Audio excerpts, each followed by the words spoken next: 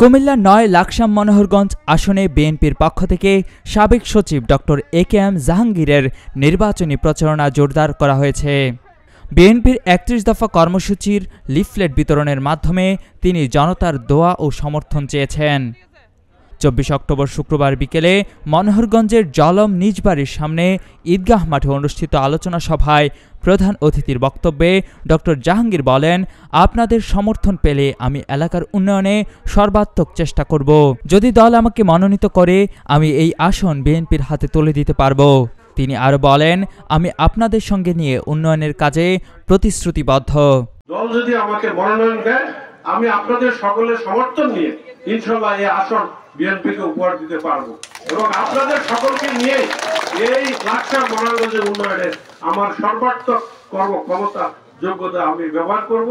যে কদিন আল্লাহ হায়াত রাখেন আপনাদের যদি এমপি হই আর না হয় আপনাদেরকে সাথে নিয়ে যাতে এলাকার সমস্যার সমাধান এবং এলাকার উন্নয়নে আমাদের কাজ করতে পারি, আল্লাহ যাতে আমাদের সেই তৌফিক দেন। অতীতে বিএনপির কর্মকাণ্ডের সঙ্গে জড়িত থাকার জন্য তিনি বিভিন্ন হয়রানির শিকার হয়েছেন উল্লেখ করে তিনি বলেন, ২০১৪ সালে সরকারি ষড়যন্ত্রে তাকে স্বেচ্ছায় চাকরি থেকে অবসর নিতে হয়েছিল, কিন্তু তার মূল অপরাধ ছিল তারেক রহমানের জন্য ভালোবাসা এবং বিএনপির রাজনীতি করতে চাওয়া। সরকারি দায়িত্ব পালনকালে নানা হয়রানির শিকার হন দাবি করে তিনি বলেন, আওয়ামী লীগের মন্ত্রী ও নেতারা তার বিরুদ্ধে ষড়যন্ত্র করে তাকে চাকরি থেকে সরিয়েছে।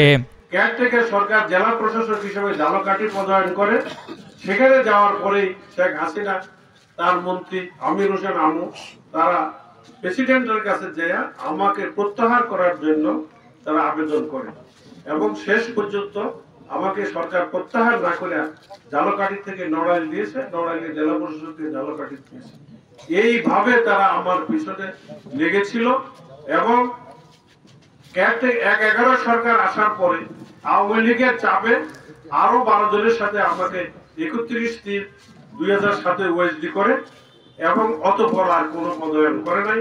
আমার সকল যোগ্যতা থাকার সত্ত্বেও অতিরিক্ত সচিব এবং সচিব পদে আমাকে পদোন্নতি দেয় নাই। বক্তৃতার শেষে তিনি বলেন, দলের মনোনয়ন পেলে তিনি লাকসাম ও মনোহরগঞ্জের উন্নয়নে কাজ করে এই অঞ্চলে উন্নয়নের নতুন ধারা তৈরি করবেন। তিনি চান এই দুই উপজেলার উন্নয়নের দিক থেকে মডেল হিসেবে পরিচিতি লাভ করুক। তিনি সমর্থকদের উদ্দেশ্যে বলেন, তিনি সবসময় দেশের জন্য কাজ করতে চান এবং ভবিষ্যতে সুযোগ পেলেই দেশের উন্নয়নে অবদান রাখতে চান। বক্তব্যের শেষে তিনি বিভিন্ন ইউনিয়ন থেকে আসা নেতৃবৃন্দ এবং কর্মীদের নিয়ে বিশাল এক মিছিল বের করেন, যা বিভিন্ন এলাকায় ঘুরে শেষ হয় মনোহরগঞ্জের জলম ঈদগাহ মাঠে। এ সময় বিএনপি ও তার অঙ্গ সংগঠনের নেতাকর্মীরা উপস্থিত ছিলেন। কুমিল্লার কাগজ, নিউজ ডেস্ক।